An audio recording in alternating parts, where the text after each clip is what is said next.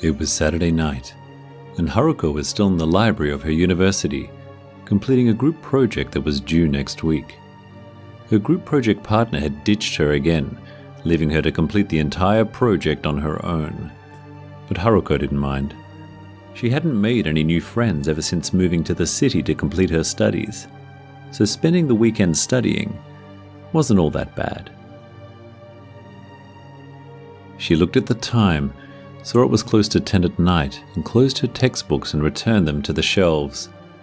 The library was about to close, and she glanced at the librarian who stared at her wearily from her desk.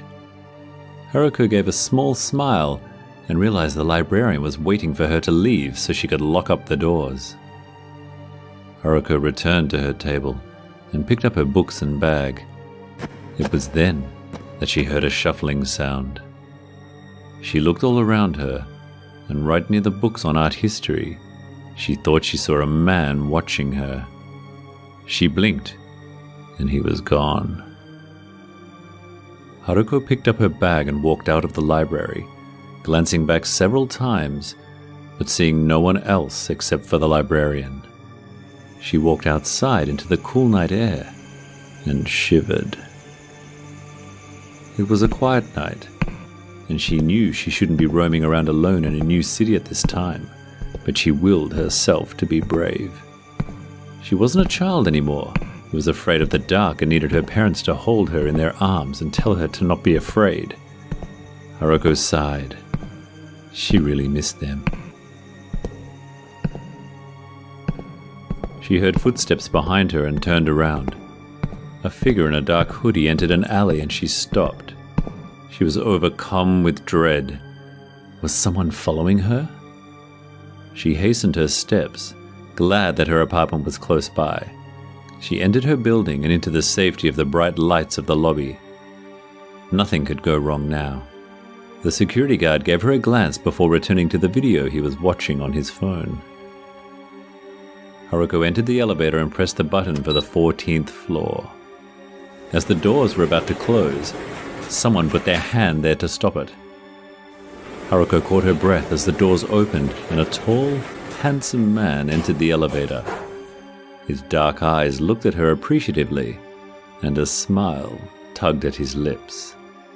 Haruko felt her cheeks grow warm as he greeted her in a friendly manner. "Do you live on the 14th floor?" he asked casually, glancing at the panel. Haruko could barely reply. She nodded and wished she didn't feel so shy around him. "I live on the 13th floor," he stated. He pressed the button, and when the doors closed again, he looked back at her and remarked, "I like your outfit." Haruko could only smile, not trusting herself to speak coherently in front of a man she was already daydreaming about going on a date with. If only she knew how to show him she was interested in him, but she wasn't as bold as the other girls at her university. When the 13th floor arrived, the man took a step out and then paused to look at her. "See you," he told her. Haruko meekly said, "Sure. See you around." The man pulled a knife out of his jacket and grinned. "Upstairs." Saying that, he rushed towards the stairs as the door to the elevator closed again. Haruko felt her insides turn cold. She took out her phone as the lift ascended to her floor. It was no use. She had barely dialed the last number for the police when the doors opened again. She screamed when she saw the man standing at the door. There was nowhere to run, and he plunged the knife into her chest. And her sweater was no longer plain white. The next morning, the neighbors found Haruko dead in the lift. The residents created an uproar on the safety measures that needed to be taken. Security cameras were installed, and more importantly, an emergency stop button on the elevator was added. 6 months passed, and the elevator killer still had not been caught. The killer lauded himself for getting away with the perfect murder and wondered if he could do it again in the same building. He picked another Saturday night and saw a woman waiting to get into the elevator all alone. He stood behind her, making sure the security guard was still watching the game on his phone.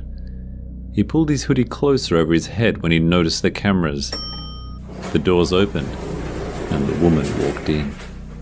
He followed her, and this time stood back as she pressed the 14th floor.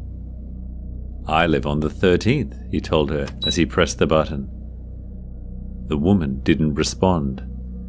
Her head was bowed, and her hair covered most of her face.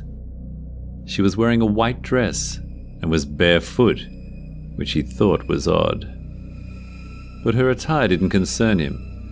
He had a knife in his pocket that yearned to be used. The 13th floor arrived and he started to walk out, then paused as he said, "See you."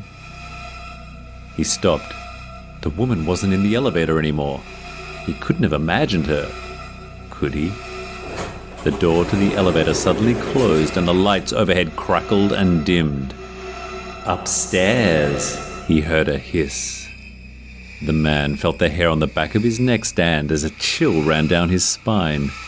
He looked up, and his eyes grew wide. The woman was crawling on the ceiling, her hair growing longer and slithering like snakes. Her eyes were blood red, and her smiling mouth revealed several pointed teeth. He saw that her sweater had a splatter of blood on it, and then he recognized her. Haruko stretched out her arms and grabbed him by his neck, and then pulled him up into her waiting mouth.